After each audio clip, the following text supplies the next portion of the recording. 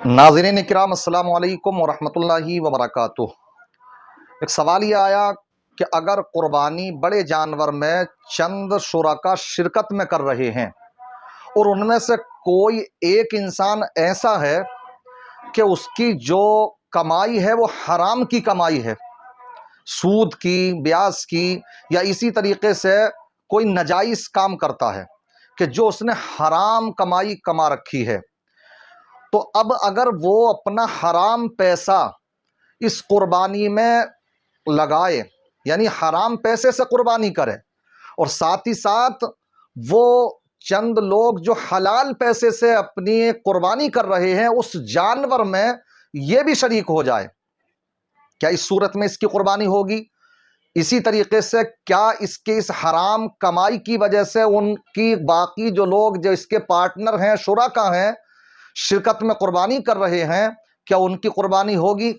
तो देखिए, याद रखें, बहुत ज़रूरी मसला है ये, इसमें बहुत से लोग तवज्जो नहीं देते कि अगर हराम पैसा किसी ने टोटल का टोटल पैसा हराम है, अगर बड़े जानवर में उसने हिस्सा लिया जो इसका टोटल का टोटल पैसा हराम है, और बाकी जो 6 लोग हैं, 6 शिरकत करने वाले शुरका पार्टनर, तो उनकी हलाल की कमाई है, तो इस एक हराम की कमाई की वजह से किसी की भी कुर्बानी नहीं होगी। ये याद रखें आप। और इसमें बहुत से लोग गफलत करते हैं। क्यों? इसलिए कि ये कुर्बानी एक इबादत है, ये माली इबादत है। तो माली इबादत उसी वक्त में अल्लाह की बारगाह में मकबूल होती है कि जब कि ये माल हलाल माल हो। इसलिए कि अल्लाह हदीस पाक में आता, इन्नल्लाह तय्यिब ला युहिब्बु इल्ला तय्यिबा, कि अल्लाह पाक है और वो पाक ही को पसंद करता है। इसके ऊपर वाजिब है कि ये जिसका हराम लिए बैठा है, या जो हराम तरीके से पैसा इसने कमा रखा है, तो ये उस पैसे को वापस करे। अगर हलाल पैसा है इसके पास में तो कुर्बानी करे, और अगर इनके साथ ना भी करता, अपनी अगर अलग अलग बकरा लेकर के करता है, तो कुर्बानी इसकी तब भी नहीं होगी।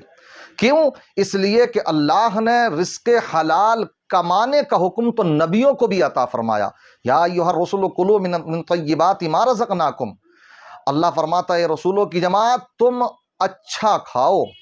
इसी तरीके से अल्लाह तबारक व तआला ने मुतअद्दिद मकामात पर हलाल कमाने का हुक्म दिया है।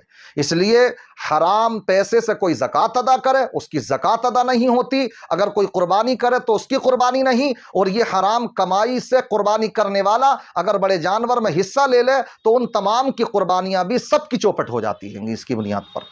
इसलिए हमें ध्यान रखना चाहिए। इसमें बहुत से लोग गफलत बरतते, नहीं करते तवज्जो।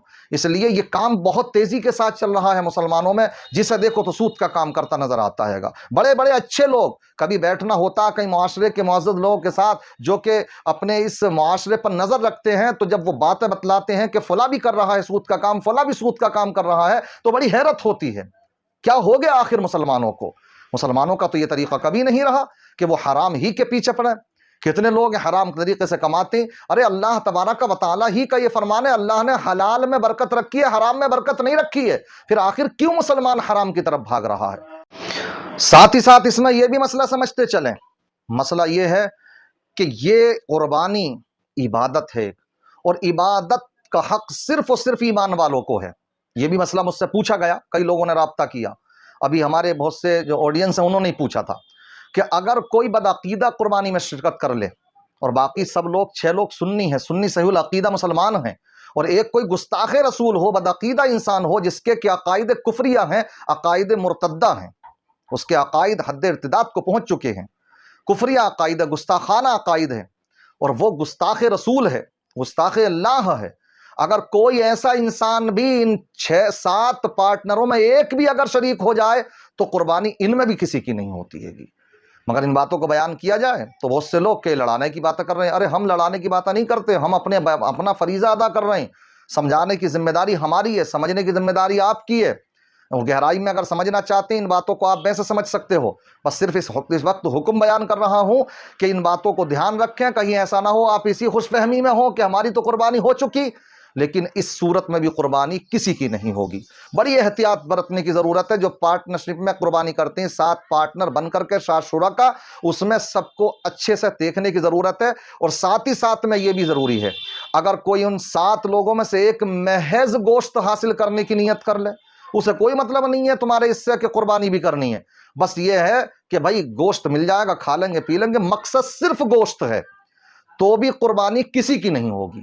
اس لیے سب کے سب خلوص و للہیت کے ساتھ قربانی کریں، اللہ کی رضا حاصل کرنے کے لیے کریں، نبیوں کی سنت کی ادائیگی کی غرض سے کریں، اپنے واجب کی ادائیگی کی غرض سے کریں، تب ہی قربانی ہوگی۔ اگر محض کسی کی گوشت کھانے کی نیت ہے، قربانی سے اس کو کوئی لینا دینا نہیں ہے، تو بھی قربانی کسی کی نہیں ہوگی۔ اگر تنہا وہ کر رہا ہے تب بھی وہ محض گوشت ہے، جیسے عام دنوں میں اس نے گوشت کھا لیا ویسے ہی وہ بھی گوشت ہو جائے گا۔